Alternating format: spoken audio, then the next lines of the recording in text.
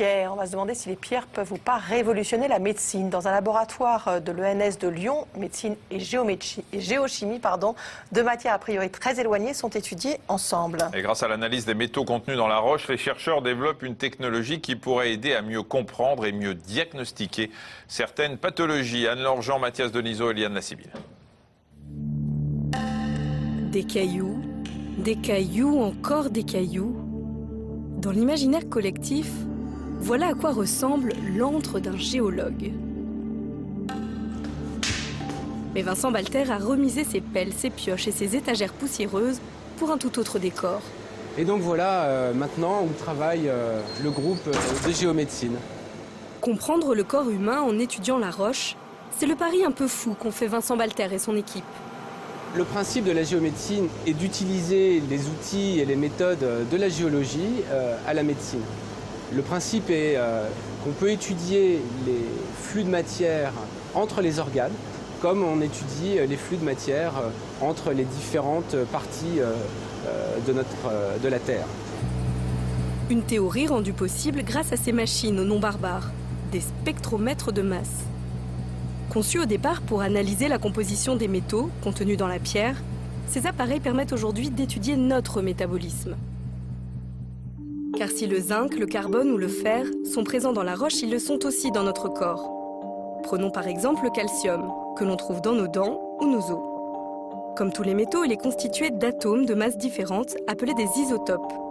Parce que justement, ils n'ont pas la même masse, ces isotopes peuvent se concentrer dans un endroit du corps plutôt qu'un autre et révéler un déséquilibre. Au cours des maladies rénales, on a un paradoxe qui est, lorsqu'on mange du calcium, va-t-il directement dans l'os ou va-t-il directement dans les artères? Et c'est là que la géomédecine va trouver sa place, parce qu'elle va pouvoir nous aider à tracer ces flux dans l'organisme, ce qu'on ne sait pas faire actuellement. C'est là tout le travail des chercheurs. Les hôpitaux et autres centres de cancérologie leur adressent des échantillons sanguins. Un processus chimique permet de séparer les différents éléments à analyser jusqu'à obtention d'une solution transparente. Le spectromètre de masse se charge du reste. Bien, donc l'échantillon, on va le passer sur le premier appareil ici qui va transformer ce liquide-là en un aérosol, qui va ensuite aller dans une torche à plasma. Pour faire simple, de torche à plasma en tension de 6000 volts, les ions sont aimantés, transportés, séparés et donc mieux analysés.